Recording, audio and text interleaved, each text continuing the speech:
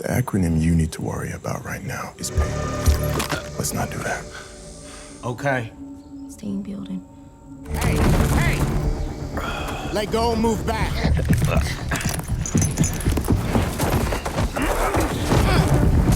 Whoa! Go! Terry Richmond was casually biking along when, out of nowhere, a police car rammed into him. As if that wasn't enough, the officer jumped out, aimed a gun at him, and barked orders to stay put. The reason? They thought he had stolen the bike. In no time, Terry was in handcuffs and his bag was getting searched. I'm gonna check your backpack for any weapons. Officer Marston pulled out a package, acting like it was some major discovery, then shoved Terry into the patrol car. It was. May I look inside? Inside the package, stacks of cash, over $36,000. The cops immediately assumed it was drug money. But in reality, Terry had $10,000 set aside to bail out his brother and planned to use the rest to buy a pickup truck. Drug currency is illegal. Well, it's a good thing. The police eventually agreed to let him go, but there was a catch. They wanted the cash for themselves. Terry, who had legally gotten the money by selling his share in a restaurant, refused. The officers didn't care. Investigation that this is drug currency, but no. Now, Terry was stuck in a bad situation. If he went to court, he'd get arrested. If he ignored the summons, the cops would just keep the money. After uncuffing him and acting like nothing happened, the officers sent him on his way. Now, you're pretty banged up. When Terry finally made it to court, the cash was nowhere to be found. Just a receipt saying it had been confiscated. That meant his cousin was headed straight to state prison. That was in my wallet. A lawyer named Summer McBride offered to help. She explained that, legally, the cops could seize cash if they suspected it was tied to drugs. Even crazier, the police chief could claim the whole amount as a contribution. How much money was it again? $36K. Terry could fight it in court, but hiring a lawyer would cost him double what he had already lost. Terry told Summer that his brother, Michael, had testified against a crime boss before. Out east, got into some deep shit. If he ended up in state prison, he wouldn't survive. Time was running out, so Terry had to find another $10,000 fast.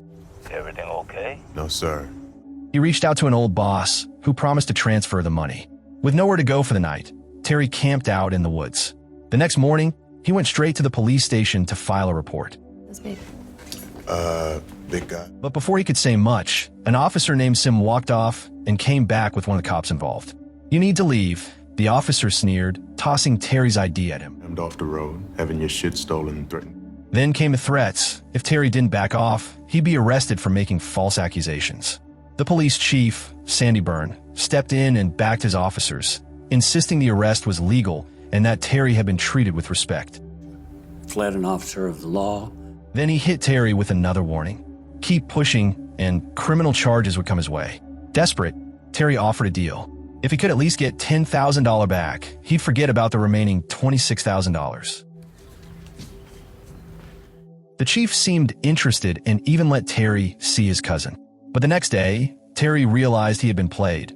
The transfer had already happened, and Michael was gone. We pulled up our schedule. Rushing to catch up with the bus, carrying the inmates, Terry cut through the woods and managed to run alongside it, yelling for Michael to try and delay his transfer. Come on, man. Getting you out! Everyone knew who Michael was, and his life was in serious danger. Things got worse. Because Terry had filed a report, the cops raided his former boss's restaurant under the excuse of a drug bust. Dog sniffing for drugs. They seized the restaurant's safe and all the money inside. Now, his boss couldn't help him either.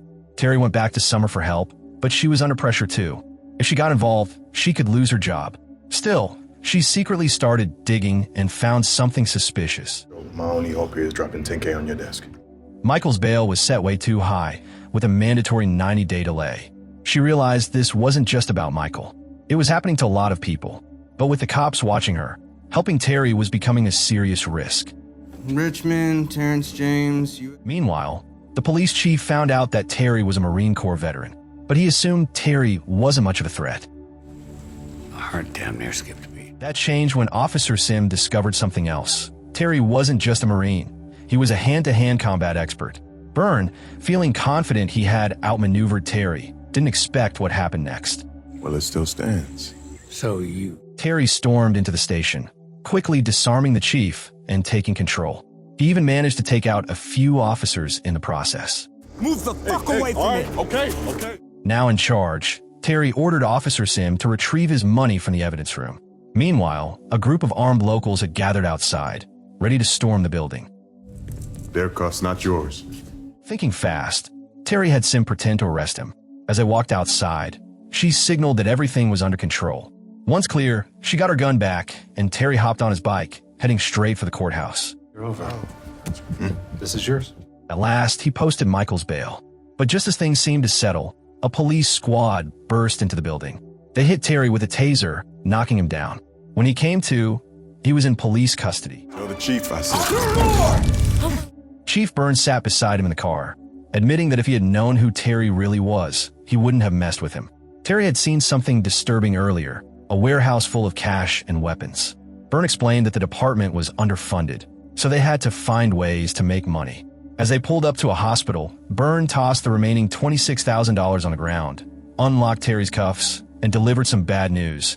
Michael had been attacked in holding and was badly injured. To what, walk away? Byrne then gave Terry a choice: take the money and walk away, or face 30 years in prison. Terry never got to make that choice. Michael died in the hospital before he could even wake up. Devastated, Terry packed up his few belongings from the woods and accepted a ride from Summer. A police car followed close behind. Summer had uncovered more than just Terry's case.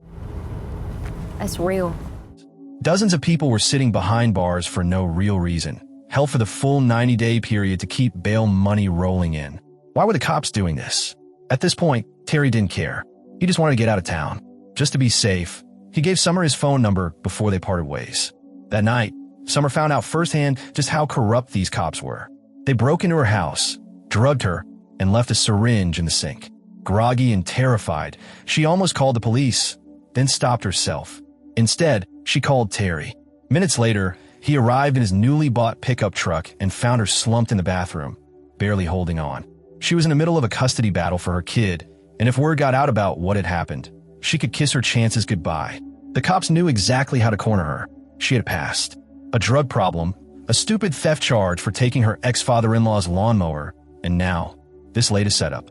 Summer showed up for work only to be blindsided. The court had already been tipped off about her supposed drug relapse from the night before. They wasted no time forcing her to take a drug test. Just like that, she lost her job and her daughter in one brutal blow. Terry was laying low, but Officer Lane was on his tail. When Lane finally caught up and pulled him over, another squad car pulled in, blocking his escape. Terry made up his mind. This would be the last time they tried to corner him. One of the cops planted a gun in his car and tried to use it against him, but the shot only grazed him. Terry wasted no time, hitting the cop with a taser and knocking him out. The others fired at his truck, but he got away without a scratch. Meanwhile, Summer was heartbroken, watching her daughter from a distance when a patrol car pulled up to take her in. Terry, knowing things were spiraling, stashed his truck under a bridge and called Summer. She had a friend in the force who warned her to get out of town immediately. That friend also told her to stay away from Terry, but she ignored the warning and met up with him at his old workplace, a restaurant. There, Mr. Liu, the owner, was busy pulling a bullet out of Terry's shoulder. That's when it hit him. This wasn't just a manhunt. The cops wanted them gone for good, but without making it official. If they had wanted a public takedown, they'd have sent in SWAT. This was about silencing witnesses to whatever Summer had uncovered. Summer reached out to a lawyer she trusted, who didn't say much but hinted they needed to talk to the judge. So they did. The judge laid it all out. This whole mess started when the cops killed an innocent man. The lawsuit nearly bankrupted the city, so Chief Byrne devised a plan to refill the treasury. The city turned a blind eye as the police department kept suspects locked up for 90 days on ridiculous bail amounts. No one could afford it, and their crimes were so minor that they weren't even eligible for a public defender. By the time 90 days were up, the evidence, specifically the body cam footage, was legally erased. That's why Michael was thrown in jail. They framed him, knowing that after 3 months, there would be no record of the truth. That very night, the cops planned to burn down the courthouse vault where they stored evidence. There were way too many hard drives to save everything, but Summer had an idea: the SD card from body cams collected that week. If they could get their hands on them, they'd have proof. Summer rushed to the courthouse to retrieve her own drug test results while Terry waited outside. But before she could get to them, the cops grabbed her and threw her into a car. Terry saw it happen. Without hesitation, he yanked a cop from his cruiser, cuffed him, and used his phone to call Lane. They set a meeting, Summer in exchange for the flash drives. At dawn, the cops were ready for a fight, but Terry didn't show. Instead, Officer Marston found a cop tied up in Terry's truck. While they were distracted, Terry broke into the police vault. He outsmarted the chief, hitting him with a non-lethal shotgun blast. Then he ran into Sims, who he immediately figured out had been helping Summer all along. Terry gave Sims the flash drives and suited up in a bulletproof vest. He made it clear, if anything happened to Summer, he'd burn the entire police station down along with their dirty money.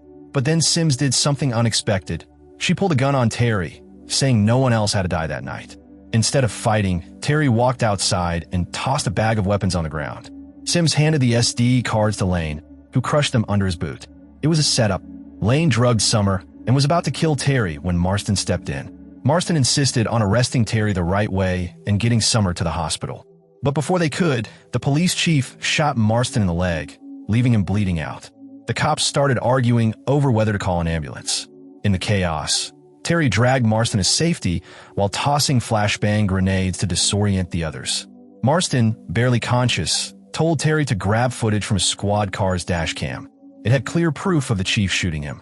Terry filled the parking lot with smoke and started taking down cops one by one. He fought his way through, breaking bones and making sure Lane got special treatment, smashing his face until he was out cold. Then, he sprinted to a police car where Summer was lying unconscious. He gave her the antidote for the drugs in her system and loaded her into Marston's vehicle. They had to get away, but just as they were escaping, one of the cops latched onto the car. Summer, barely awake, kicked him off just in time. Now, the only thing left to do was deliver the footage. But before they could get far, a tire blew out. Sims and the chief coordinated to stop them, but the last second, Sims rammed the chief's car instead. Other officers, seeing an injured cop in their vehicle, let them drive to the hospital without interference. At the hospital entrance, Sims kept her gun trained on the chief while Terry carried Summer inside. He grabbed a fire axe, cracked open the trunk, and pulled out the dashcam footage. The truth was finally in his hands. Now, all they had to do was wait for honest cops to step in and bring down the corrupt ones. If you enjoyed this breakdown, don't forget to hit the like button.